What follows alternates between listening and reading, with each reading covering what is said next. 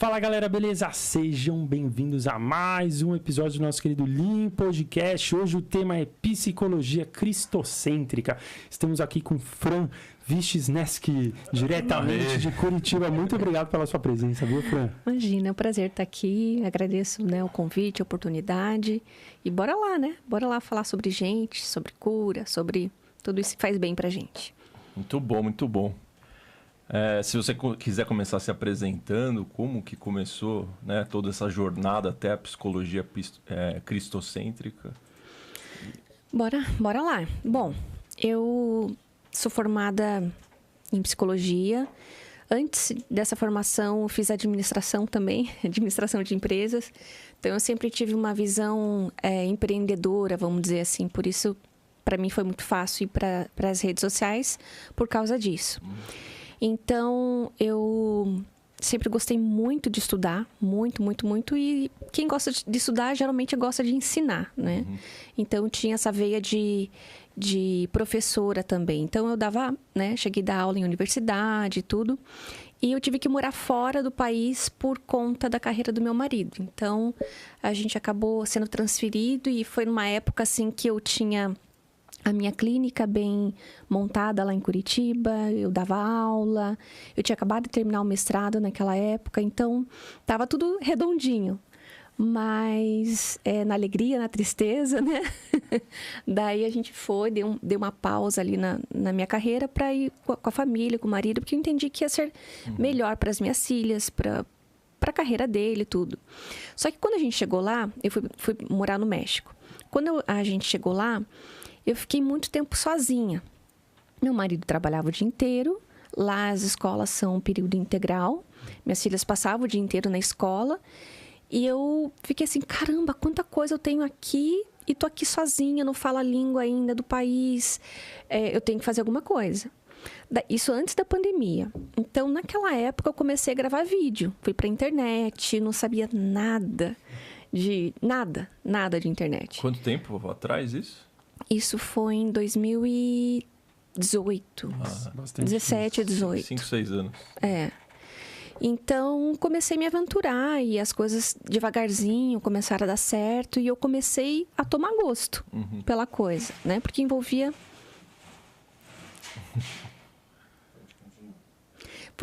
muitas coisas que eu gostava. Bom, não tantas, né? Porque câmera no começo a gente não está acostumado, né? Mas a gente acaba pegando. E eu comecei a estudar muito para passar isso para as pessoas de uma forma mais simples. Porque quando a gente sai da faculdade, a gente sai, na verdade, desse mundo acadêmico, a gente tem um linguajar muito específico da área. Né? É quase como a gente for falar com um gerente de banco hoje em dia. Só vamos falar em siglas. PAC, TEC, né? Que é isso? Economês, né?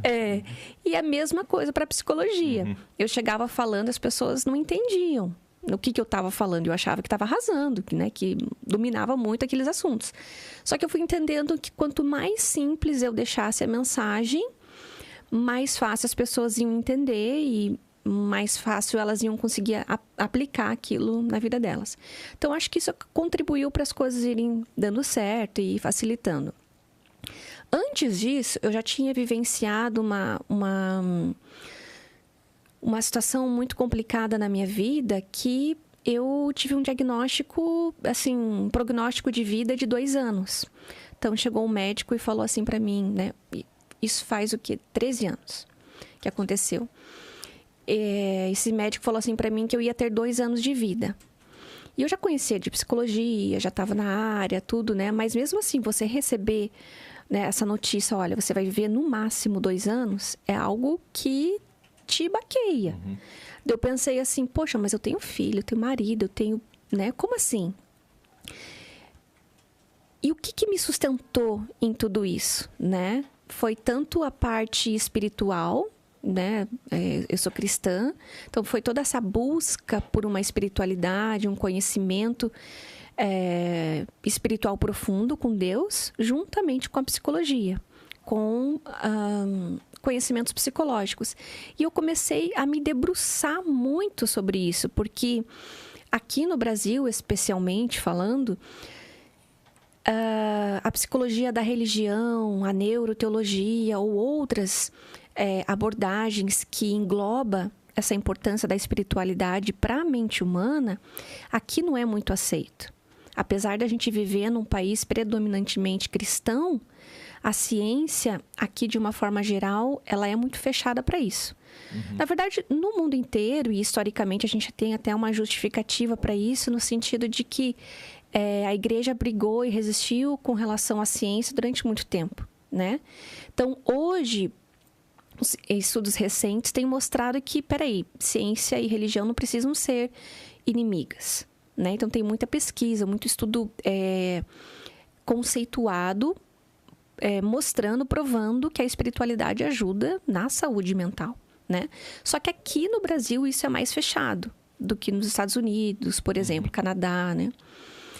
E eu tinha muita curiosidade, eu sou bem curiosa para estudo, vamos dizer assim. E eu comecei a fuxicar, né? Não sei se fala aqui, Sim. Fuxicar. Fuxicar, cavar, né? Comecei a ligar um ponto aqui, um ponto ali, quais as teorias que falavam, o que elas tinham em comum, o que não ia contra a minha fé, porque eu tenho um crivo... eu já estou respondendo, né? Manda bala. Eu tenho um crivo, assim, de valores que é pautado na Bíblia, né? Então, o que das teorias psicológicas vão de encontro, o que contradiz a Bíblia, né? Então, normalmente, você vai conversar com um psicólogo, mesmo que ele se considere cristão, ele não sabe, né? Ele não sabe no que a Bíblia e a psicologia combinam ou se contradiz. Se conversam entre si ou não. Se conversam entre si ou não, ou se são totalmente inimigos, enfim. Então, isso foram curiosidades minhas que eu fui buscar por questões pessoais. Pode continuar. Por questões pessoais, eu fui buscando isso. E aos poucos eu fui aplicando isso, fui ensinando isso para outras pessoas e elas começaram a ter um resultado muito rápido, muito estrondoso. E eu, caramba, mas por quê? Né? Por quê? Assim como fez muito resultado na minha vida, por que será que isso está ajudando outras pessoas? E, muito resumidamente falando, né, depois de estudos, inclusive... sobre teologia, eu entendi que eu estava cuidando do ser humano de uma forma muito completa. Pode continuar. Pode continuar. Eu estava cuidando do ser humano de uma forma muito completa, porque se a gente vai lá para o livro de Gênesis, no capítulo 2, versículo 7, a gente vê que nós somos corpo, espírito e mente. Então, lá fala assim que Deus criou Adão, né? O homem, do barro. Então, aqui está o corpo, a matéria. Ele soprou nas narinas ali o pneuma, que vem de origem grega aí, que significa o vento, o sopro, o fôlego de vida. Então, ele soprou e o homem passou a ser alma vivente. Alma, né, do grego também, é... mente. Então, passamos a ter consciência. E nós somos a junção de tudo isso. E quando a gente vai para a psicologia secular, a gente entende que a psicologia, de uma forma geral, a ciência atual, ela cuida do emocional cuidando só da mente. Só do emocional. Ela não pouco considera o corpo, né, na área da psicossomática e tal, mas ela fica ali, corpo, mente, mais mente. Né? Então, ela não considera uma instância fundamental do ser humano, que é a espiritualidade. E cada pessoa, ela vai tentar preencher esse vazio de alguma forma. Né? E por isso que existem tantas religiões, mas o fato é que o ser humano ele tem uma necessidade espiritual. Ele acreditando nisso ou não. Né? Tem gente que vai preencher isso com dinheiro. Sim. Com trabalho, né? Mas esse vazio, essa ânsia, essa necessidade de sentido ali, todos nós temos. Que, né, provém aí da espiritualidade. E cada um dá um nome para isso. eu prefiro dar Deus, o nome de Deus, né? Então, respostas assim mais filosóficas eram as coisas que eu buscava, né? Quem eu sou, da onde vim, para onde eu vou. Então, foi nisso que eu comecei a estudar. E, enfim, o que eu percebi foi que acabou ajudando muitas pessoas e muitas pessoas também queriam saber sobre isso e acabou dando muito certo. E aí, quando você teve o diagnóstico, essas questões, elas se tornaram mais, assim, latentes na sua vida? Esse vazio, assim, que acho que as pessoas sentem, quem eu sou e tal. Como foi esse processo? Você teve uma descoberta maior, assim, mais profunda sobre você mesma e seus medos, ou suas virtudes? Como que foi esse processo? Então, duas principais coisas, várias coisas, né? Porque é algo muito complexo, mas duas coisas que me preocuparam muito nessa época. Primeiro, eu pensava, eu não sei quanto tempo eu vou estar viva. Eu acho que é muito tempo, eu não sentia que eu ia morrer, nunca acreditei no diagnóstico. Mas eu não sei quanto tempo eu vou ficar viva. Só que enquanto eu ficar, eu quero dar uma qualidade emocional para minha família. Porque assim, quando uma pessoa fica doente, não importa qual doença seja. Pode ser câncer, qualquer doença. Não é ela que fica doente, é o sistema familiar que fica doente. Porque de uma forma ou de outra, todo mundo acaba vivendo em função daquilo. Se a pessoa não anda, a família inteira tem que trabalhar para empurrar uma cadeira de roda, para deixar a casa acessível, enfim. Então, isso afeta a família inteira. E com questões de saúde emocional, é a mesma coisa, né? Então, o que eu pensava? Poxa, eu quero que as minhas filhas lembrem de mim sorrindo, não chorando. Né? Eu quero que elas... Porque uma vez, a minha filha tinha 5 anos na época, ela perguntou assim, mamãe, você vai morrer? Você vai morrer, mamãe? Caramba. 5 anos, né? Então, eu falei, filha, mamãe não vai morrer. Mamãe tá aqui. Vamos brincar, né? A gente já faz aquelas... Então, e outra coisa, assim, que eu... Foi o outro ponto, assim, que fez eu buscar muito a Deus. Poxa, por que eu tô aqui? Eu sou nova. Sou razoavelmente nova. E... eu cumpri a minha missão. Para que eu vim para essa terra? Tem que ter algo maior. Você começou a se fazer essas perguntas. Essas perguntas. Que todos deveriam se fazer, né? Sim, sim. E daí quando você acaba se obrigando, né? Se obrigando pela finitude, por aquela sensação de finitude mesmo. Poxa, eu tenho pouco tempo. Então, eu sempre fui muito intensa em querer aproveitar a vida. Meu marido tá aqui, ele não deixa eu mentir. Mas isso acabou se intensificando mais ainda, né? Então, eu tenho um senso de urgência, uma pressa das coisas, que eu sempre tenho até que voltar e, poxa, peraí, calma, né? O mundo ainda tem, né, o seu tempo, seu curso normal das coisas andarem. Mas se traduziu em ansiedade isso? Ou... Não. Foi em busca de respostas. Então, assim, eu leio muito a Bíblia, né? Eu gosto muito de ler a Bíblia. E naquela época eu lia só a Bíblia mesmo. Hoje eu estudo artigos científicos da área da teologia de uma forma geral, né? Mas naquela época era só a Bíblia. E aquilo, quem lê a Bíblia, ou quem já leu a Bíblia, né? Pessoal de casa que lê a Bíblia, sabe que aquilo é um conhecimento diferente, que traz uma transformação para a vida da pessoa que nenhum artigo científico de psicologia traz. A psicologia, ela é muito benéfica e ela traz transformação, ela traz cura. Só que o conhecimento bíblico, conforme você vai lendo, ele traz uma coisa que a psicologia não traz, que é paz. Que é totalmente contrário da ansiedade. Né? Traz paz. Então, as pessoas me viam muito calma. Falaram, mas espera aí, você acabou de receber um diagnóstico de 2 anos e como é que você passa tudo isso feliz, sorrindo, bem? E, para falar bem a verdade, naquela época eu também não sabia. Eu simplesmente não acreditava. Tanto que o meu médico, na época, às vezes ele falava assim, eu sei que você está num processo de negação da doença. E ele é um especialista em pulmão. né? Dava vontade de falar assim, poxa, doutor, o senhor entende de pulmão, não de mente humana. Com todo respeito. Amo meu médico. Então, é esse tipo de coisa que, né, acabou acontecendo. É incrível esse processo todo. Mas quando, por exemplo, você teve esse diagnóstico, e aí você acabou se debruçando mais na Bíblia e tal. Uhum. E como que você juntou a Bíblia, os ensinamentos da Bíblia, com o que você sabia de psicologia? Como que foi esse processo? Então, quando você se forma em alguma coisa, você é formado em economia, Sim. você acaba vendo isso em tudo.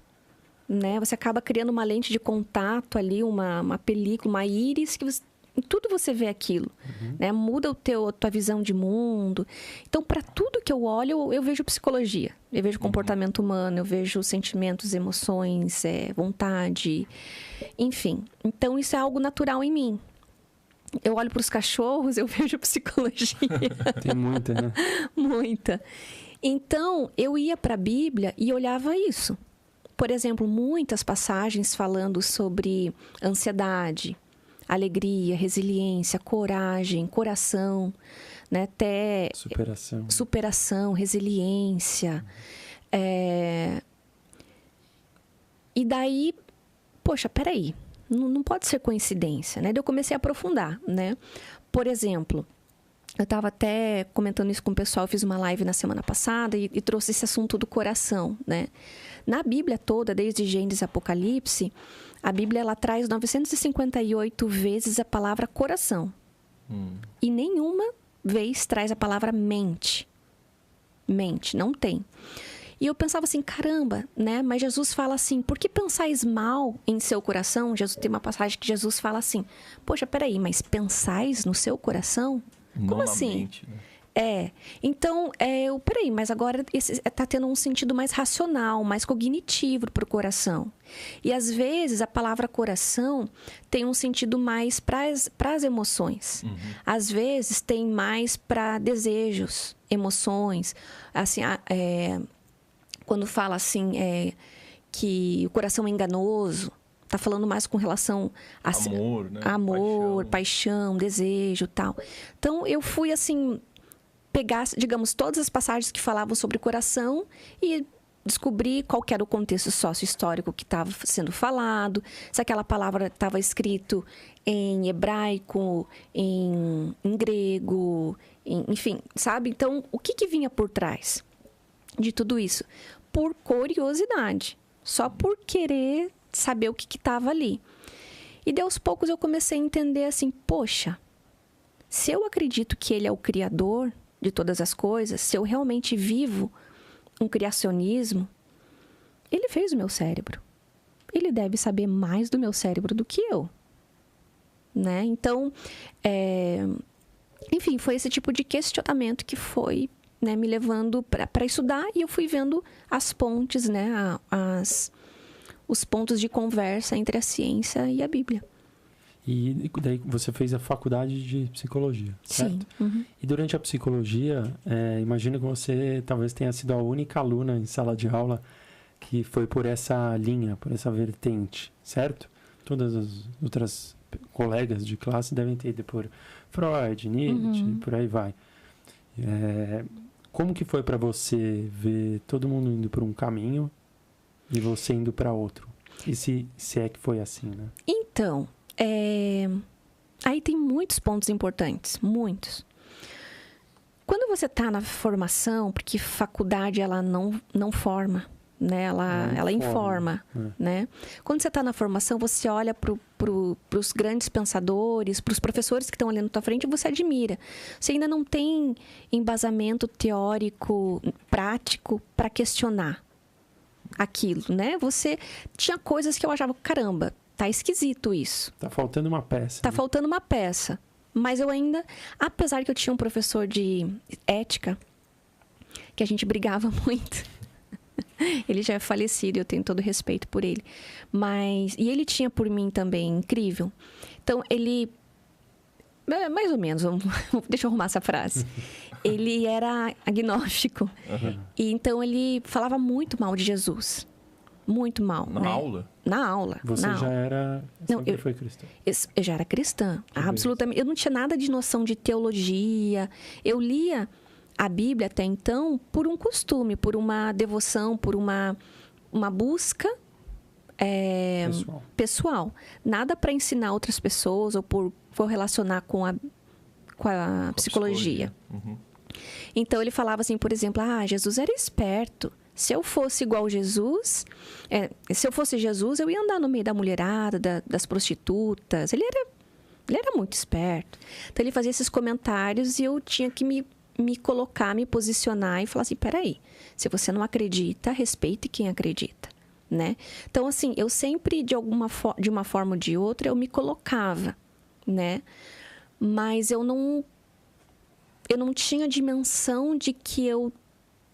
Poderia ser uma voz. Uma dessa voz. linha. Inclusive, você falou uma coisa importante, as coisas foram, né, andando, caminhando, eu sempre englobando a psicologia, já nas redes sociais, englobando o conhecimento psicológico com os conhecimentos eternos e milenários da Palavra de Deus. Mas isso era para passar por um público leigo, para quem estava ali, para quem viesse. Nunca pensei que isso fosse atingir psicólogos. Porque hoje eu tenho milhares de psicólogos que me seguem. E isso foi algo, assim, inusitado. Porque... Você virar uma referência, digamos. Porque assim... E é engraçado, porque eu dava aula, eu formava psicólogos na faculdade. Aqueles daquela época não me seguem.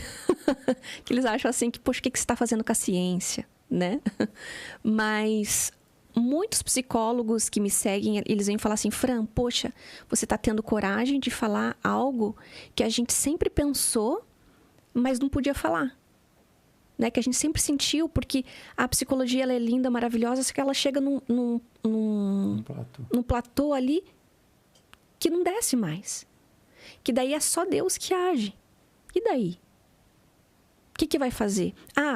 Você vai falar de Deus numa sessão? Você vai induzir o paciente a ser da tua religião? Claro que não. Né? Uhum. Mas considerar essa parte da espiritualidade como importante. E incentivar isso na pessoa, na individualidade dela. Como que o Conselho Regional de Psicologia, né? CRP, né? Uhum. Como que ele viu isso tudo? Você ainda faz parte?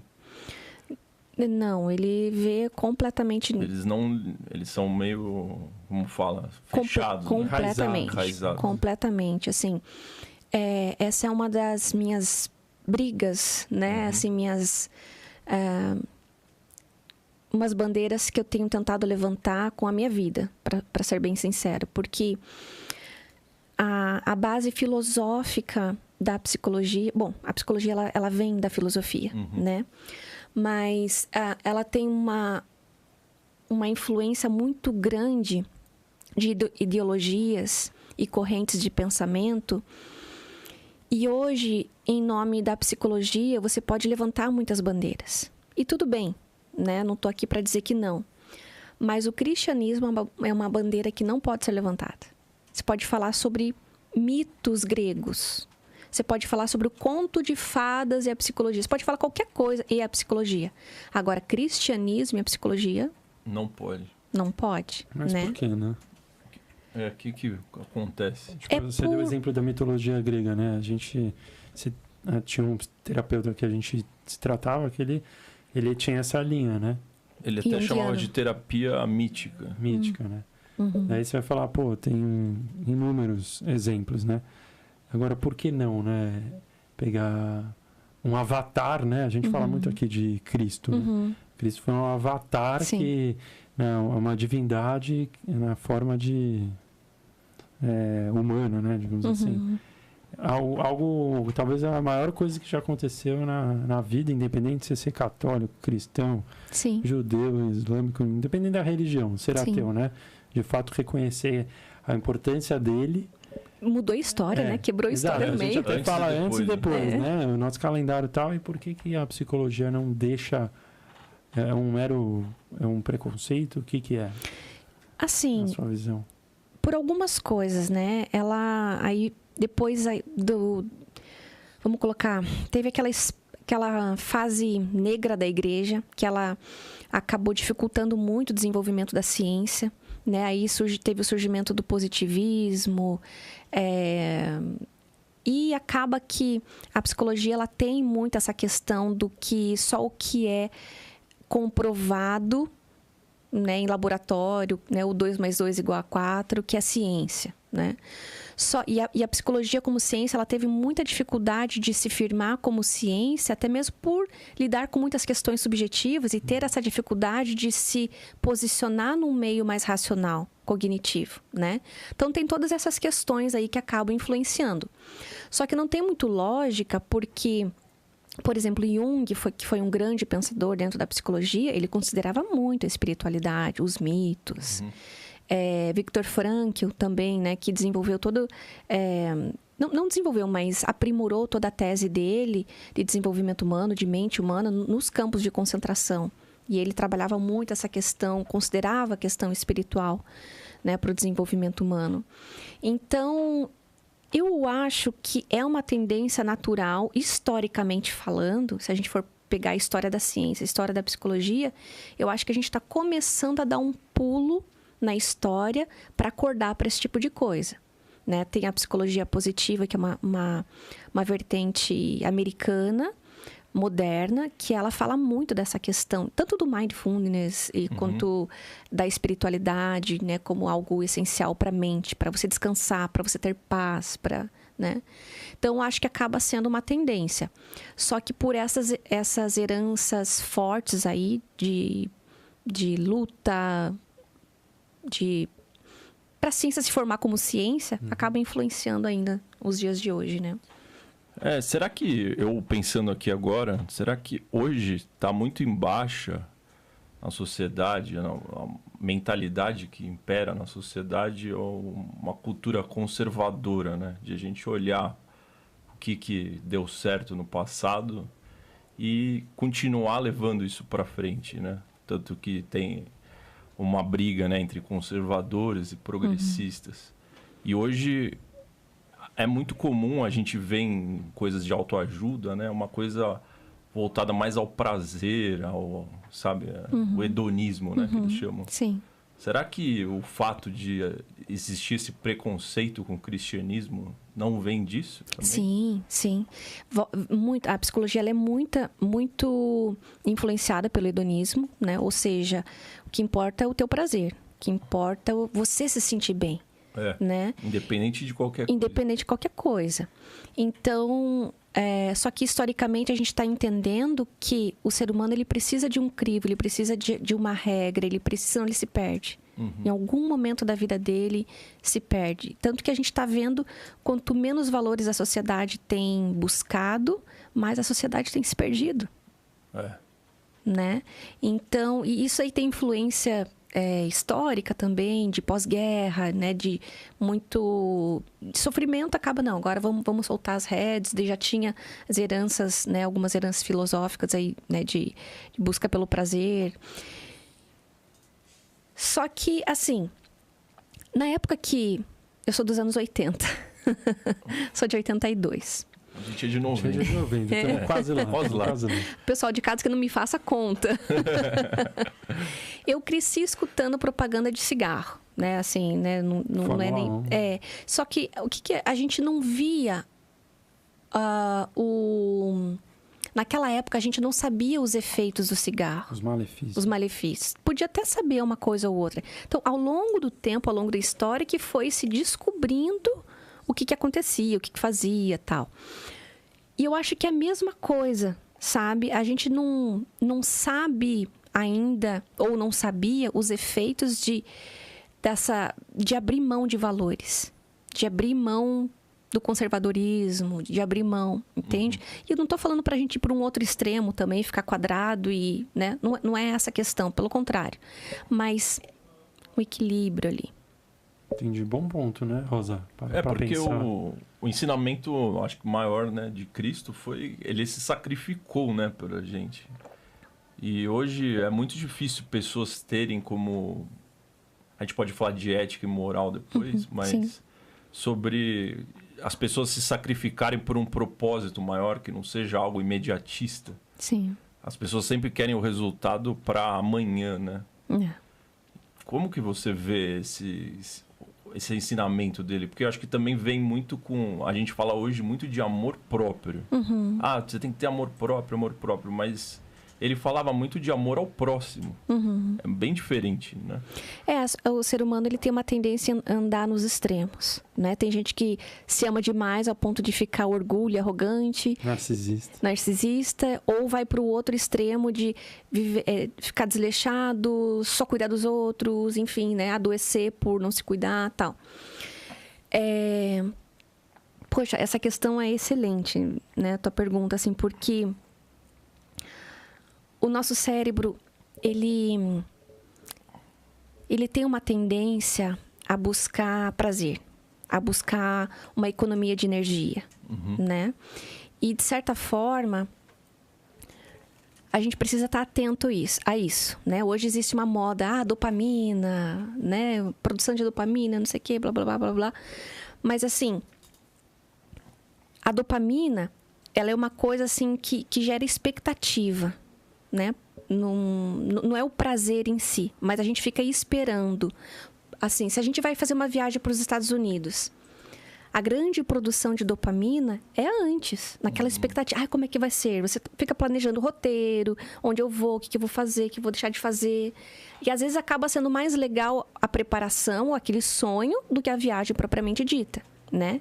Então, você viver esse momento antecedente de você conseguir ter o poder, entre aspas, de adiar o teu prazer, de esperar algo para depois, é algo que a gente precisa estar sempre buscando, né? Isso vale para finanças, isso vale para relacionamento, isso vale para tudo, né? E tem a ver com os ensinamentos de Cristo. Se a gente for parar para ver, olha como sempre acaba ligando uma coisa na outra. Porque, por exemplo, um casamento, um relacionamento de amizade, muitas vezes você vai ter que abrir mão do que você quer, do teu desejo. E é uma troca, não é sempre. Mas, às vezes, você não vai comer no restaurante italiano que você queria, porque você tinha falado que sim, né, a pessoa ali quer ir num outro restaurante. Então, é essa medida, esse equilíbrio entre, poxa, satisfazer agora ou espera um pouco. Que até mesmo pelo mundo que a gente está vivendo hoje, o mundo tecnológico, acaba incentivando a gente ter esse imediatismo que o Bauman falava que era a sociedade líquida, né? Tudo muito líquido, tudo muito volátil, nada mais dura, tudo... O que ele queria dizer com a sociedade líquida? Mais a fundo, assim? Ele dizia que as coisas não eram mais sólidas como deveriam, né? Como os relacionamentos eram descartáveis, as amizades... hoje em dia é muito fácil. Te cancelo e pronto, acabou. Te elimino da minha vida e pronto, acabou. Né? Então, você não... É muito mais fácil você cortar a pessoa da tua vida do que você trabalhar o perdão. Né? Hoje, você dá um unfollow, tá resolvido. Né? Deixa de seguir, deixa de curtir, né? Então, cada vez mais isso vai influenciando. Tanto assim, nós somos, né, como diz o Elon Musk, né, somos cibornes, né? Tanto nós influenciamos a tecnologia quanto ela nos influencia, né? E o nosso cérebro, do ponto de vista da neurociência, ele é analógico, ele não é digital. Então, para a gente lidar com uma tecnologia todos os dias, né, aqui na palma da mão, ele tem que se esforçar muito para lidar com isso. Tô falando que não é para a gente lidar? Claro que não. Né? Hoje a vida não existe mais sem tecnologia, sem internet. Só que a gente tem que entender que tem uma consequência. Isso daqui é a maior fonte de ansiedade da atualidade. A maior fonte.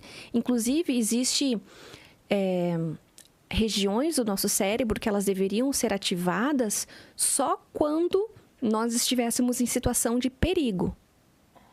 Só que uma outra coisa, a segunda coisa que faz essas regiões de perigo serem ativadas é quando a gente está scrollando, né? Quando a gente está rodando o dedo na tela e vendo uma imagem nova, imagem nova, imagem nova.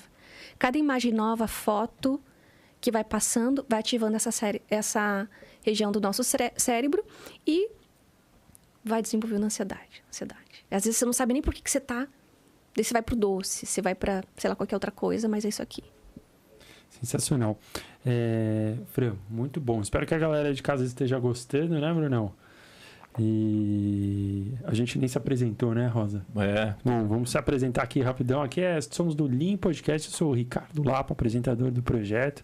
Tem também meu querido colega. Sou Rosa, Maurício Rosa. Na nossa direção temos Bruno Lapo. É isso aí. Sempre presente conosco aqui. Exatamente. E esse episódio também, né, Rosa? É um oferecimento da Paddock SP, né, Brunão? Coloca na tela aí pra galera. Melhor padaria da Vila Olímpia aqui pra galera de São Paulo, capital. Rua do Roça. 250. Exatamente. Sábados, domingos e feriados das 8 às 3 da tarde. Exatamente. O público tá bom aqui. Você curte um brunch, Fran? Nossa. É, muito bom, hein? Antes de você voltar lá pro sul, recomendo você ir. Uma delícia o brunch deles. Então, um abraço aí pra galera lá da Paddock SP, pro Bruno. Obrigadão, hein, Brunão? E aí também está pro pessoal aqui no canto da tela o nosso link para o Apoia-se. Você que está vendo aí pela televisão, apoia o celular ou pode ver aqui também no link da descrição do nosso querido vídeo. Uma das formas para você apoiar o Lean Podcast. Se você gosta da gente, gosta de todas essas lives que a gente faz, super interessantes sobre jornada de autoconhecimento, saúde mental, apoie-nos, né? Boa, com certeza. Tem vários planos lá, dá para apoiar com um pouquinho, com um monte. Fica à vontade. Exatamente. Muito obrigado. E eu tenho uma pergunta aqui que é o seguinte, Fran. Toda semana a gente traz pessoas para falar sobre ferramentas de autoconhecimento. Então, por exemplo, a gente já trouxe aqui alquimista, pessoal para falar sobre ayahuasca, pessoal para falar sobre regressão, cura de traumas, vidas passadas. Então, assim, várias ferramentas, né? E várias pessoas, de tudo que a gente aprendeu, né, falam que a religião em si, é mais uma ferramenta, né? Então, o que a gente ouve muito aqui toda semana é que o autoconhecimento, ele pode vir por várias formas, né? Mas daí eu te pergunto, na sua opinião, dá para buscar autoconhecimento sem os ensinamentos de Deus? Porque os seus ensinamentos, a maneira de análise por parte da psicologia cristocêntrica é aliar o autoconhecimento com os ensinamentos de Cristo, certo? Sim. Agora, existe, na psicologia cristocêntrica, existe avaliar que também dá para chegar no autoconhecimento sem os ensinamentos de Cristo ou não? É uma via de mão única, você entendeu a dúvida? Sim. Olha, dá, mas assim, que tipo de autoconhecimento? Né? Porque às vezes eu tô me conhecendo de uma forma errada. Né? Então, qual a qualidade do teu autoconhecimento? Qual a profundidade disso? E qualidade no sentido, poxa, eu tô me vendo como uma pessoa, sei lá, muito generosa e, na verdade, eu sou egoísta, né? Então, qual que é a qualidade disso? Então, assim, eu não vou dizer que não, mas na minha concepção, né, de mundo, eu acredito que chega até um patamar. Tanto porque o autoconhecimento, ele está muito ligado à sabedoria, né? A busca de sabedoria. E sabedoria é algo divino, diferente de inteligência, né? Então, eu costumo dizer nos meus treinamentos, assim, que o autoconhecimento, ele sempre está ligado ao conhecimento do alto. E vice-versa. Porque quanto mais eu busco Deus, eu vejo a divindade, eu vejo a grandeza dele, eu reconheço a minha necessidade dele. E quanto mais eu me conheço também. E vice-versa. Então, são coisas muito interligadas, né? Então, dá, mas não é tão rápido e nem tão eficaz. Tão eficaz. Certo? Tão profundo. Sim, eu não tenho como falar diferente. Sim, muito bom, muito bom. E como... antes, você tinha falado sobre expectativa, né? E Como que a gente pode lidar melhor com a expectativa? Porque eu acho que ela é muito relacionada também a um senso de que nós somos especiais. Todo mundo se sente especial, né? Por exemplo, eu estava até conversando esses dias com a minha namorada sobre as pessoas que jogam na Mega Sena. Todo mundo joga, nunca viu alguém que ganhou, mas todo mundo quando joga fala, oh, dessa vez eu vou ganhar. Como se eu fosse... Né? Eu sou uma pessoa tão boa, por que eu não vou ganhar dessa vez? Sim. Como que a gente pode lidar com a expectativa melhor? Porque é isso que acho que acaba gerando a ansiedade, né? É aquela coisa da sabedoria, né? Onde que você está colocando a tua expectativa, né? Então, a gente tem que sempre trazer uma dose de realidade. Poxa, a minha expectativa, ela está condizente com a realidade? Ou eu estou agindo de acordo com a minha expectativa? Porque é muito fácil eu achar que vou ficar rico e ficar lá, no sofá. Ou no Instagram o dia inteiro. E a ambição, né? Poxa, não, eu vou ficar rico. Deus me entregou uma palavra, vou ficar rico. Né? Eu tenho total fé e expectativa de que... né? Então, eu acho que é muito do alinhamento. E, claro, tem coisas que é melhor a gente não pôr expectativa. E eu acho que só uma maturidade emocional que vai mostrando isso pra gente. Só que uma coisa importante... com relação à expectativa, quando a gente fala de expectativa, a gente sempre engloba o assunto ansiedade, né? Não tem como colocar uma coisa ou outra, porque a ansiedade, ela é um mecanismo natural do ser humano para se lidar com o futuro, né? Então, todo mundo fala, porque eu sou ansioso. Todo mundo é ansioso. E é algo positivo e benéfico. A ansiedade, ela só é prejudicial quando ela sai do controle, quando ela fica desproporcional e começa a gerar danos, perdas, né, para as pessoas. Então, assim, aonde eu estou colocando a minha expectativa é uma coisa para avaliar.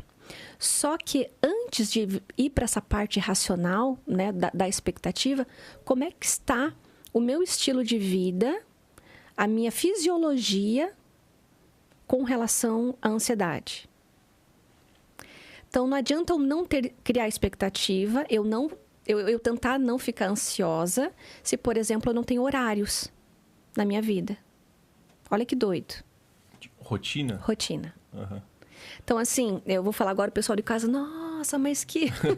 Mas eu tô falando agora de neurociência, funcionamento cerebral, né? O nosso cérebro, ele precisa de horários para funcionar bem. Às vezes a gente fala assim, porque a criança precisa de rotina. E eu digo isso com toda a sinceridade do mundo. Eu tenho dificuldade de horários, de pôr horários na minha vida. Essa é uma busca que eu estou empenhando todos os dias para ter. Mas, quanto mais horários eu tiver, menos ansiedade. Quanto menos açúcar eu ingerir, menos ansiedade. Quanto mais um sono regulado, menos ansiedade. Então, veja que é um conjunto de coisas antes de cuidado emocional, da ansiedade. Porque, às vezes, você está ali indo na terapia, mas você se entope de açúcar. E daí uma coisa alimenta a outra e você acha, poxa, a psicóloga é ruim ou não está funcionando. Que nem o Dr. William Hudson falou aqui pra gente, né? São pilares, né? Pilares. São os exercícios físicos, uma higiene de sono, uma disciplina e a espiritualidade, né? E a gente começou a live falando sobre Gênesis 2:7, que eu falei que nós éramos corpo, espírito e mente. Você entende que é tudo interligado? Todos os dias eu tenho que cuidar do meu corpo, espírito e mente. Assim como a gente tem pelo menos 3 refeições físicas, materiais de corpo, para o corpo, café da manhã, almoço, janta, pelo menos, o nosso espírito e a nossa mente, ela também tem que passar por esse processo de alimentação, de higiene todos os dias. E Jesus já falava isso lá atrás, hein? Incrível, então, né? Não é incrível? Em relação, você fala bastante do emocional blindado, né? Como que foi esse crescimento, assim, esse desenvolvimento? Como que faz pra gente, às vezes, estar igual você passou, né, por uma notícia bem chocante, impactante? Como que você blindou o seu emocional para isso tudo? O que eu acabei de falar agora, né, do corpo, espírito e mente, é a base do emocional blindado, né? Então, você buscar um alinhamento entre isso todos os dias, né?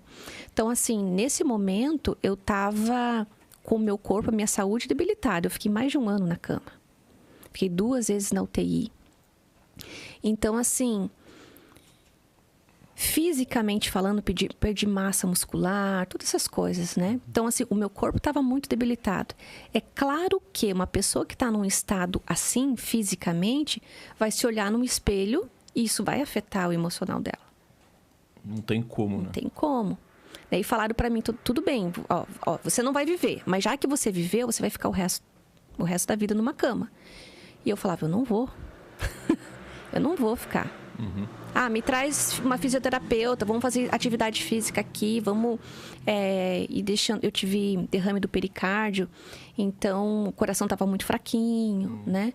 Então eu pensava assim, poxa, agora a área que está mais precisando de cuidado é o corpo. O que eu fiz nessa época? Comecei a fazer fisioterapia na cama, porque nem sentada eu ficava. Meu corpo estava tão fraco que eu não ficava sentada, eu não segurava. Então eu comecei a fazer a fisioterapia, comecei a mudar a minha alimentação toda para um estilo vegano.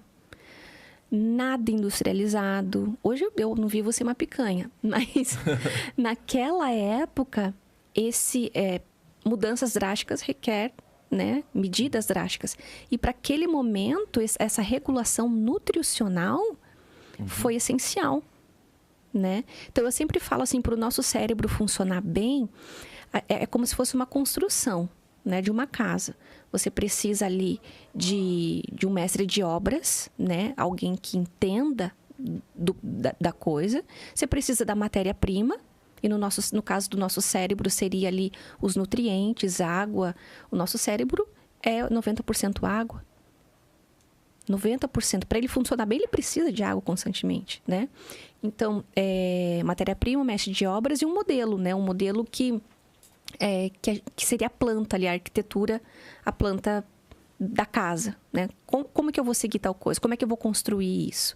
Então, a mesma coisa acontece com o nosso cérebro. Então, assim, tem a parte subjetiva, tem a parte dos pensamentos e emoções, mas tem a parte estrutural de nutrientes, de neurotransmissores, né? Então, não tem como a gente ter uma saúde emocional sem cuidar dessa parte também, nutricional do cérebro. E é tudo isso que eu trabalho lá no Emocional Blindado. Eu ensino as minhas alunas, de uma forma prática, a alinharem cuidados emergenciais e duradouros, vamos dizer assim, para elas fazerem esse alinhamento do corpo, espírito e mente todos os dias. E como que funciona, assim? É um curso, né? Até pode... É um curso. É um programa. É um programa. É um programa. Então, lá eu coloco toda essa parte da neurociência, de como que o cérebro funciona. Porque, às vezes, tem psicólogos que não entendem de neurociência. E daí o paciente fica ali patinando, porque o psicólogo não entende do funcionamento do cérebro, né? Então, às vezes, não adianta insistir em tal coisa, sendo que, digamos, o paciente não toma água. Né?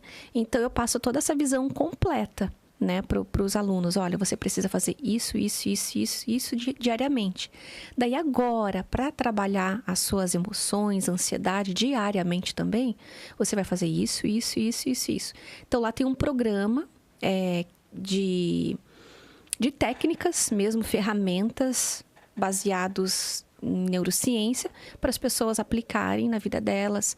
Daí tem todo como posso dizer, um conjunto de materiais que eu deixo disponíveis lá, de filmes, de músicas, de tudo para você ajudar o teu cérebro a sair daquele platô e daquele momento difícil, né? E depois só manter como se fosse uma manutenção mesmo. E daí, junto disso, hoje em dia você até vê lá no seu Instagram, muita gente pergunta se você ainda atende. Né? Muita. E você não atende mesmo. Não, eu só faço mentoria. O foco principal da minha mentoria é uma mentoria de alta performance emocional para empresários, né? Eu digo empresários que é a maioria, mas eu tenho executivos, pessoas que às vezes estão em cargos importantes, tomam decisões difíceis diariamente, e o emocional tá complicado. Às vezes a pessoa tem até vergonha de procurar um psicólogo para fazer uma terapia, né? Nossa, como é que vou falar para minha esposa, para minha família que eu vou fazer uma terapia? Tem gente que tem Que isso, absurdo, né? Então, tabu, né? Tabu, é coisa de louco, né? Então, às vezes, eles têm mais facilidade, até...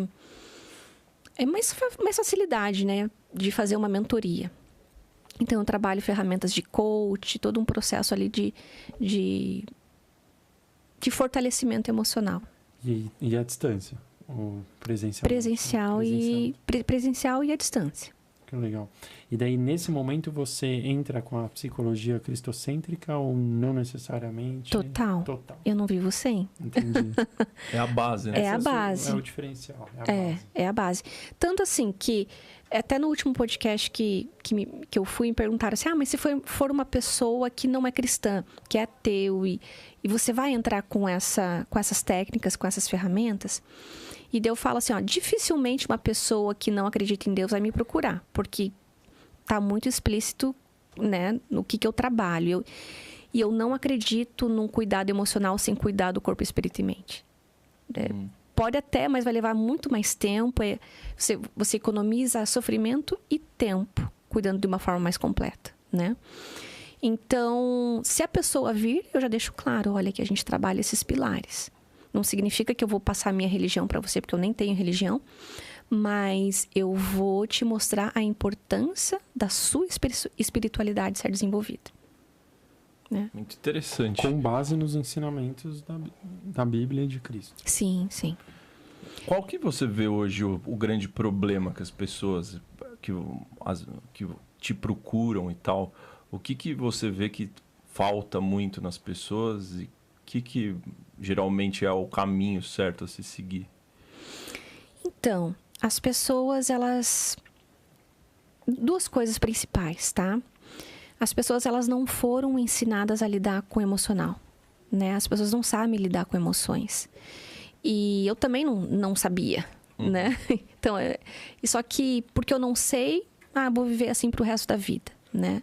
Então, assim, geralmente quando a gente era criança, a gente foi ensinado engole o choro.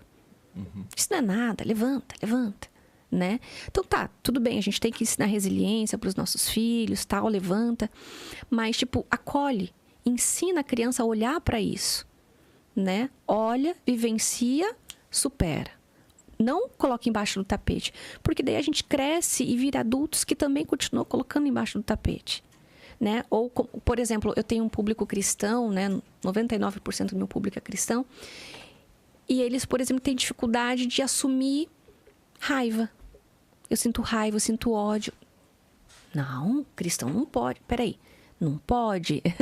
Tá, gera culpa, né? Vamos colocar essa tua palavra de não pode. Na verdade, não é isso. Mas, assim, não passa pela tua cabeça que foi Deus que inventou, que criou as emoções para você não ser como um robô? Deus se irou. Então, assim, o errado não é sentir isso. O errado é o que você faz a partir disso. Né? Porque, assim, a todo momento, a gente reage a estímulos do mundo. Né? Estímulo-resposta, né? Psicologia comportamental pura. Então, pelos meus 5 sentidos, toda hora vai vir estímulos e eu vou reagir. Com medo, com ansiedade, com nojo, enfim, com a emoção que for. Só que entre o estímulo e a resposta, aqui age o teu discernimento. O teu poder de decisão. Como é que eu vou reagir? Ou aqui também age o Espírito Santo, que é uma voz suave, educada e baixinha. Então, você tem que estar prestando atenção para conseguir escutar. Daí, isso vai determinar o que você vai agir e reagir, né? E uma outra coisa, para completar bem a pergunta, é o estilo de vida. Então, assim, não saber lidar com o emocional e não buscar saber. E o estilo de vida. O estado de São Paulo é a cidade... É o estado... Na verdade, a cidade de São Paulo é a cidade com o maior índice de ansiedade do mundo. Do mundo. Do mundo? Do mundo. Caramba. Qual que é o estilo de vida aqui? De boinha. É acelerado. Né? E assim... Dá pra...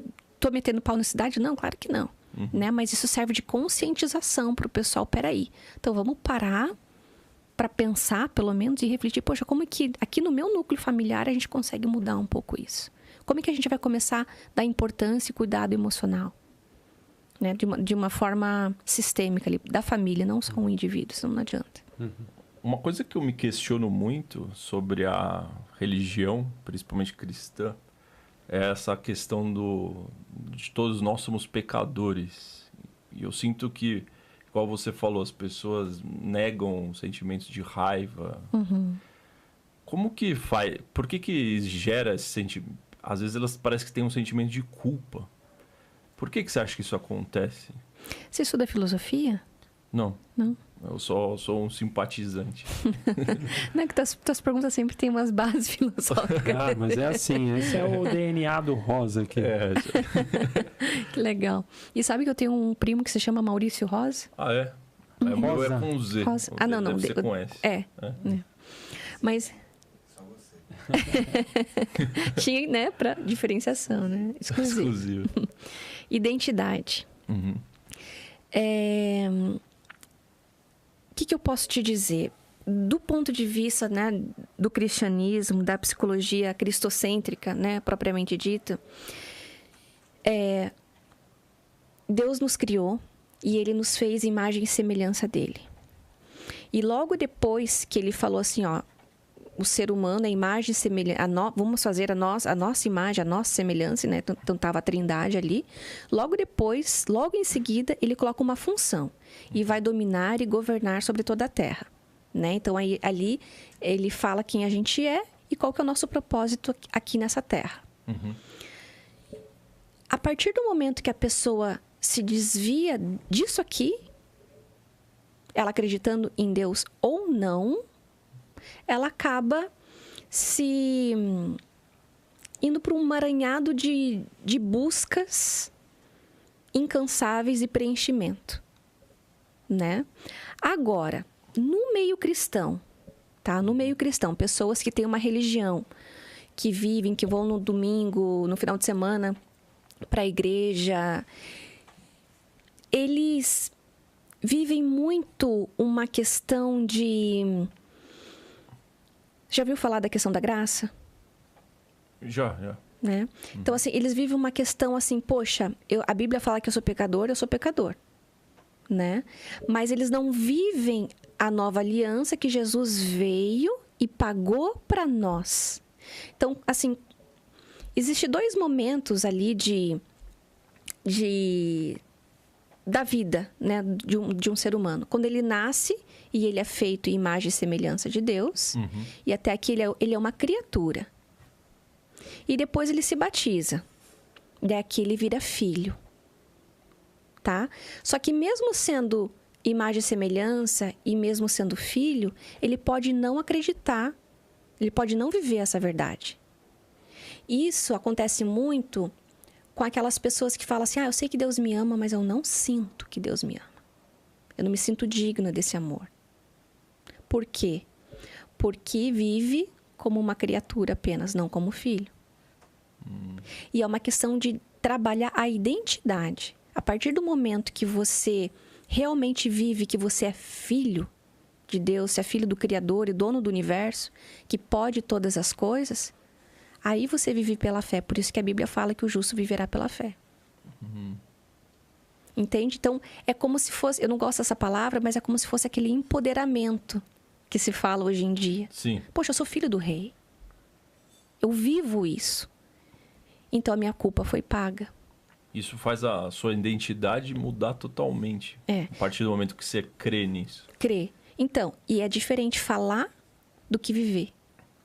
A maioria dos cristãos não vivem, não sentem isso. Entendi isso. Então entra na fé aí. Eles não têm fé. Porque eles não... É aquela questão do autoconhecimento com o conhecimento do alto. Eles não aceitam, não vivem a identidade de filhos. Daí, poxa, eu quero descobrir meu propósito. Como assim? Descobrir propósito? Vai ser difícil, você não sabe nem quem você é. Então, mas não é que eles não só sabem, eles não acreditam, eles não têm fé por completo, é isso? Talvez eles não se sintam dignos de ser filhos. Dignos. Né? Eles querem ser, mas eles não conseguem ter aquilo dentro deles. Eles falam que têm fé, mas eles não têm. Porque a fé é a certeza de coisas que você não vê. Né? Então, não, eu tenho fé, eu acredito. Quando aperta, acredita mesmo? Isso aqui não é uma crítica. Né? É bom a gente deixar muito claro, não é crítica. É uma constatação. É uma constatação para gerar reflexão. Poxa, será que Deus não está me chamando através desse conteúdo agora para eu justamente repensar e buscar sentir isso de verdade? Isso muda o teu comportamento no teu trabalho. Enfim, muda você por completo. Você vive isso. Muitas vezes através da dificuldade, né? Que a gente cresce a nossa fé. Infelizmente. Será que às vezes a fé está baixa porque a gente vive um momento da humanidade meio de marasmo, né? A gente tem até aquela teoria que fala, né? Tempos difíceis criam homens fortes criam tempos fáceis e tempos fáceis criam homens fracos. Sim. E homens fracos vão criar tempos difíceis. Sim, e assim vai. Sim. E a Bíblia também, Jesus falou, né, que no final dos tempos o amor esfriaria, enfim. Então tem até essa previsão, né, de que as coisas iriam piorar e essa falta de valores, essa falta de... Tá tudo perdido, todo mundo pode qualquer coisa, né? Tem a ver com o que a gente estava falando antes, né, que as tradições antigas traziam regras, as regras traziam mais espiritualidade. Sim. E agora tá um pouco mais solto. A partir do momento que a gente para de respeitar a família, né, quem passa algum tipo de valor para mim, a sociedade perde, né, se desvia. É inevitável. Parece um papo assim muito extremo, mas tá aí os números para provar, né? E o que você pensa de destino, Fran? Como que você avalia o destino em si? Então, eu sou de uma linha teológica que não acredita muito em predestinação, né? Então, aí vai ser mais os calvinistas, mais essa linha assim, né? Que você foi escolhido ou não, né? Eu acredito muito no poder de escolha, no livre-arbítrio, né? Então, para mim, essa é a essência do amor. Eu te amo tanto que eu permito que você escolha. Por mais que você vá sofrer, e eu também, por ficar longe, eu acredito nesse Deus que deu o poder de escolha, sabe? Então, daí isso não combina muito com predestinação. Porque o destino meio que é um controle, né? É um controle. Né? E, inclusive, dentro da psicologia, existe algumas correntes deterministas que a gente diz, a psicanálise, alguma coisa assim, né? E veio as correntes humanistas, inclusive, para combater esse pensamento determinista, né? De, poxa, você nasceu num lar assim, provavelmente você vai ser assim, assim, assim, assado. Claro, tem grandes chances, mas nem sempre. Né? Então, o poder de escolha, poder de decisão. Mas não tem um ponto final lá que Deus criou para você? Daquele ponto de vista de falar, foi como Deus quis. Sabe? Foi como Deus quis. Eu não acredito nesse foi como Deus quis. Isso é tão controverso, né? E filosófico também. Mas assim... Foi como nós criamos. Ele vai respeitar sempre o teu poder. Ele sabe o que você vai escolher, né? E a Bíblia fala assim que todas as coisas cooperam para aqueles que amam a Deus. E isso não significa que ele vai fazer todas as coisas que você pede, né? A gente não é filhinho mimado, pelo contrário. O nosso Deus, ele gosta de uma coparticipação dos filhos dele no processo, no desenvolvimento das coisas. Então, assim, ele faz a semente ser fértil. Mas se você não vai lá e faz um buraquinho e coloca a semente, não rega, ele vai dar o sol, ele dá os nutrientes, ele dá tudo. Mas você tem que ir lá plantar, regar, né? Afastar os passarinhos para não comer, enfim. Então, eu acredito muito nisso. Ele quer tal coisa, tem algo... Eu acredito que tem algo lá no final, né? Que é a glória, que é o céu.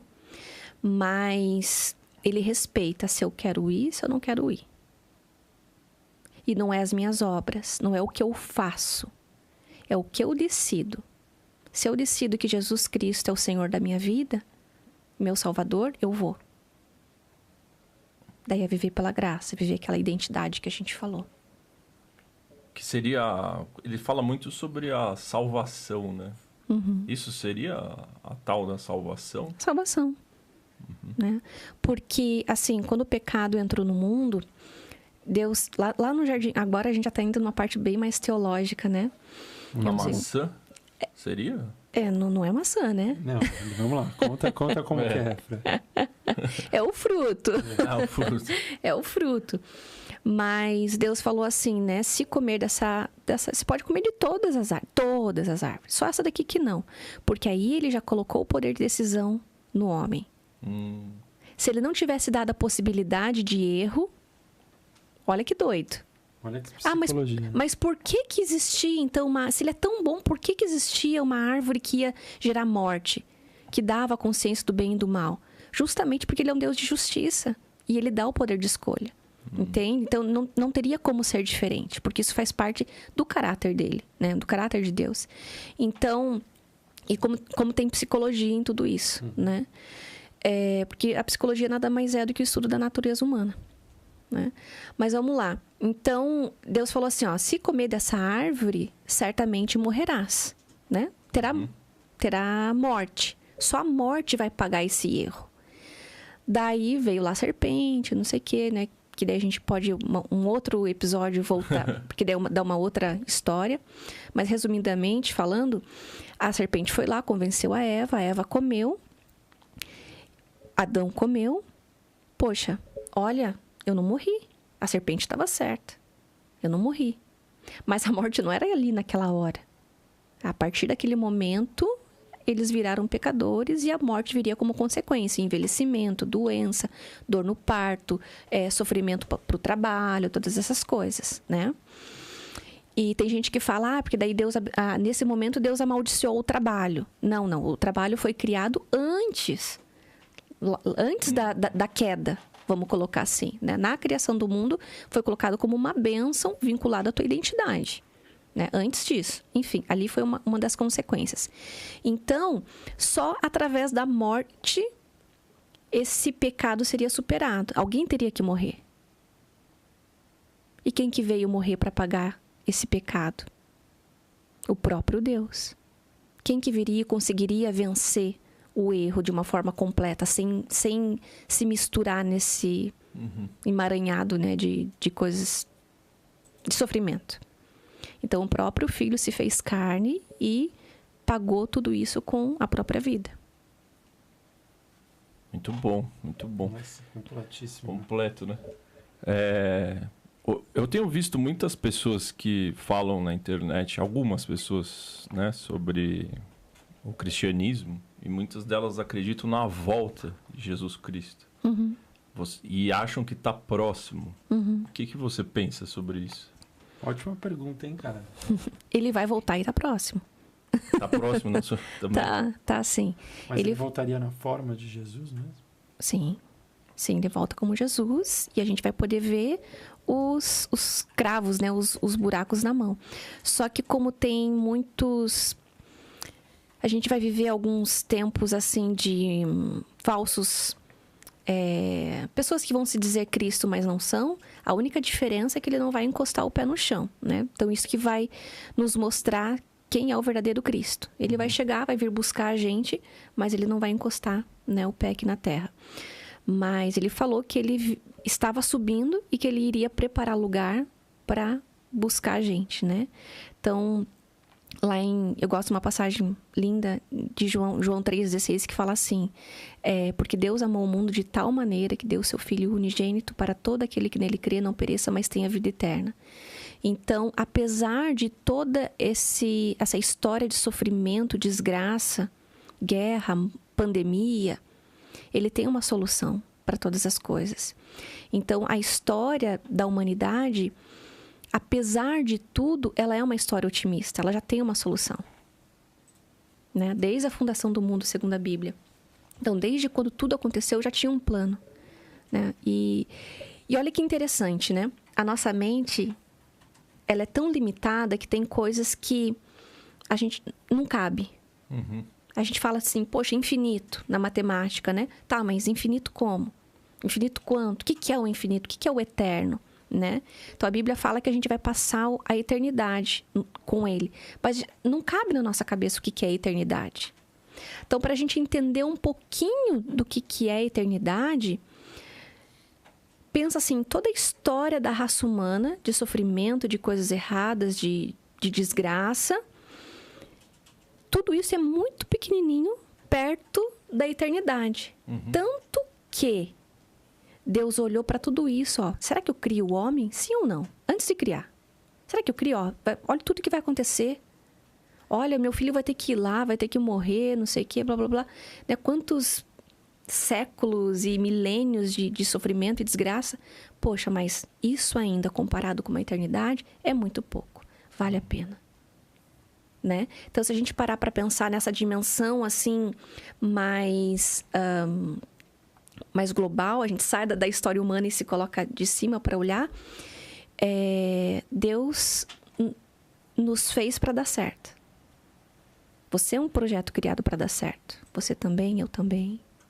É que a gente está mergulhado no problema aqui e a gente só consegue ver o problema. Como se é cego, né? É. Quais seriam os sinais que mostram que ele, na sua opinião, o que você vê para mostrar que ele está vindo de novo? Bom, a Bíblia fala de pandemias, né? A gente acabou de viver uma pandemia que a história humana nunca tinha vivido. Pandemias, né? Guerras, rumores de guerra, o amor esfriaria. Só que a gente já começou a viver tudo isso, né? Que Jesus se alertou a gente e ele falou assim, olha, eu vou falar o que vai acontecer nos últimos tempos para vocês não serem pegos de surpresa. Então, ele justamente deixou isso para a gente saber mais ou menos qual que seria a época. Só que ele falou assim que vai acontecer coisas na história da humanidade que nunca aconteceu. Então, vai ser o pior momento. Então, assim, se a gente acha que a gente já viu coisa ruim, desgraça, sofrimento, aqui, a gente não tem noção que está por vir. Muita coisa pior ainda vai acontecer. Mas isso estava na Bíblia. Na Bíblia. Jesus, e assim, não foi nenhum profeta, nenhum apóstolo. Jesus falou, saiu da boca dele. E isso dele voltar, mas não tocar o solo, também estava na Bíblia? Apocalipse. Apocalipse. Que é, né, o João, que era o apóstolo amado, que escreveu. E o anticristo? Ele também falam que ele, antes de Cristo vir, o anticristo vai aparecer, né, para nós. Então, na verdade, se fala muito anticristo, mas a Bíblia mesmo fala no plural, né? Que serão mais de um. Mais de um. Mais de um. Seriam esses cristos fakes, talvez? Olha, é complicado, porque se a gente afirma que é tal coisa, fica uma coisa muito sensacionalista, né? Então, assim, só Deus mesmo para saber o que realmente é. Eu tenho muito cuidado para afirmar, principalmente com coisas que envolvem a Bíblia Sagrada, eu tenho muita responsabilidade com o que eu vou afirmar. Mas o que eu sei que serão vários, não é um só, e pode ser muitas coisas. Pode ser uma pessoa, pode ser um poder, né? Pode ser uma instituição. Então, um poder no sentido de uma nação, né? Então, pode ser muitas coisas. Ou seja, qualquer coisa que vá contra Cristo. Então, se a gente for parar para pensar, já tem tanta coisa contra Cristo hoje em dia. Fora os haters, né? Fora os haters. Porque esses assuntos geram muito hater, né? Demais. Que é aquela base, né? A pessoa não pode ouvir uma opinião alheia que já acha que é dona da verdade, né? Exatamente. Muito bom, hein? Parabéns, hein? O Rosa tá em dia, mas... né? O que você tá consumindo aí, cara? Tô consumindo aí, o pão tá me guiando. O pão te guia, né? A gente tem um amigo que já foi para Israel. Ah, que legal. Várias vezes, assim, então... Que bacana. E sobre Israel, porque agora eles estão em guerra, né? Tem alguma coisa que mostra isso na Bíblia? Sim, sim. Nesse aspecto do fim dos tempos? Geopolítico? Então, isso já é uma guerra antiga, né? Entre ali os filhos de Abraão, Ismael, Isaac e tal. Então, essa história já vem de longa data. E, historicamente falando, me dói porque eu amo o povo de Israel, mas eles têm uma história de distanciamento de Deus, volta para Deus. Distanciamento de Deus, volta para Deus, né? Então... Por que eles têm isso? Ao longo das gerações? Ao longo das gerações. Essa questão de tradição, fora da tradição. É a mesma coisa. Seres humanos, a nossa tendência é sempre se afastar de Deus. A gente tem tanta proposta, tantos prazeres imediatos para atender, né, diariamente. Então, é triste falar, mas é verdade, né? Então, na história foi isso que aconteceu, né? Isso lá quando era ainda hebreus, não eram nem judeus. Mas tudo que acontece, inclusive nos dias de hoje, deles não terem... Tem o Estado, não tem o Estado, tudo isso já estava previsto na Bíblia, né? Então, não significa que eles são o povo escolhido e que são... Mas eles são o povo de Deus, mas através deles... Deus seria disseminado para todos os cantos da terra, né? Muito bom, muito bom. A gente vai fazer a pergunta aí. Isso que eu ia falar. Estamos conectados aí. Nossa, estamos conectados. Eu fui falar de emocional blindado, escrevi aqui para não deixar a Fran esquecer. Você já mandou bala. Então, muito bom. Então, ó, galera, a gente vai colocar aqui na descrição do vídeo depois também o link para ter acesso, para quem quiser conhecer aí como que funciona, né? O treinamento, o emocional blindado da Fran, tá? Então, muito bacana, muito legal mesmo, viu? Parabéns pela sua análise. Uma análise bem diferente, bem fora da caixa, né? Muito. Igual a gente gosta, né? Talvez seja dentro da caixa e o mundo que está fora da caixa. Sim, sim. Fora da caixa no sentido de cada dia aqui a gente traz coisas diferentes, assim. É a primeira vez que vem alguém falar sobre psicologia cristocêntrica. Entendeu?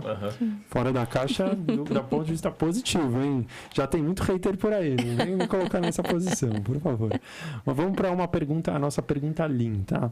Você quer mandar bala, Roda? Não, você é bom nessa toda pergunta. semana a gente faz essa pergunta para os nossos convidados, a galera de casa aí já tá careca de saber.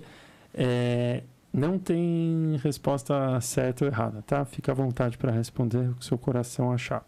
Mas se você tivesse, Fran, uma máquina do tempo à sua disposição, você pudesse entrar nela e ir para o passado ou para o futuro, para encontrar quem que você quisesse ou vivenciar algum momento da história da humanidade que já aconteceu ou que ainda vai acontecer, você entraria nessa máquina e você iria para onde? Olha, eu entraria. Eu confesso que entraria, eu sou curiosa. E eu acho que eu voltaria para o passado, não para o futuro. Uma vez só? Só uma vez? Pode ir lá ver e voltar, né? Ida e volta. Pode ficar viajando para onde você iria com ela.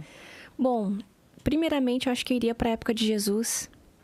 Porque eu fico às vezes me perguntando, né? Como que foi para quem viveu ali na história, historicamente falando, naquele contexto...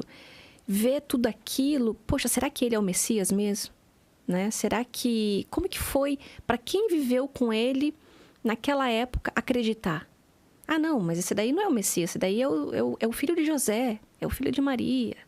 Né? Então, será que hoje ele aqui na nossa época, será que a gente iria acreditar também? Né? Ou a gente ia entrar no papo do não é nada, é apenas um louco por aí. Né? Então, esse seria um momento que eu gostaria muito de voltar da história, se desse, né? E também para ver meu falecido pai que faleceu, poder dar um abraço, nem que fosse um abraço, né? Dar um abraço e voltar. Sensacional, hein? Ótimas respostas. Tem só pra fazer um adendo, tem uma série que chama Messias, acho que está no Netflix, que é isso que você falou. É como se Jesus tivesse voltado nos dias atuais. Eu não assisti. E tem pessoas que realmente seguem ele, acreditam, e outras falam que ele é louco e tal. Então você passa a série toda ali tentando... Será que eu acredito que ele realmente faz milagres, que ele é? ou que ele é só um impostor? Que acho que é isso que as pessoas passaram na época, Sim, né? sim. E, né, até os próprios discípulos, inclusive os discípulos, não sei se você sabe, mas eles eram adolescentes. Então, quando a gente vê essas coisas assim, às vezes eu leio a Bíblia, caramba, como é que Tomé não acreditou? Como é que Felipe pediu para ver o pai? Umas coisas assim que a gente está vivendo, está vendo os milagres diariamente ali e ainda tem dúvida. Mas hoje, entendendo que também eles eram adolescentes e tinham aqueles rompantes, né? A gente fica até justificável algumas coisas assim. Mas a gente tem um poder de escolha, o livre-arbítrio. Então, sei lá, como é que seria? Jesus aqui hoje ou nós lá naquela época? É muito louco pensar isso, né? Imagina, antes de Jesus nascer, ninguém do mesmo estilo tinha passado, né? Daí, de repente, surgiu um cara lá falando que faz um monte de coisa milagrosa, transforma água em vinho, Anda sobre a água. anda sobre a água, cura doente. Como será que foi mesmo, né? Interessante sua resposta. Como será que foi vivenciar aquela época na pele das pessoas que moravam ali perto, né? Então, Os contos que passavam de regiões em regiões, que tem um cara malucão lá, morando lá longe, fazendo um monte de coisa e tal. E imagina hoje, né? Hoje a gente olha para trás e reconhece que aquilo de fato existiu, né? sim. Inclusive, essas palavras, você vê como que a Bíblia é sagrada. É atemporal. Já passou muito tempo, a gente lê isso e ainda tem a vida transformada. Então, as mesmas histórias que fizeram bem naquela época continuam fazendo bem até hoje. Hoje em dia tem até a Bíblia moderna, né? Que é com outros palavreados, né? Para ficar mais fácil de ler, né?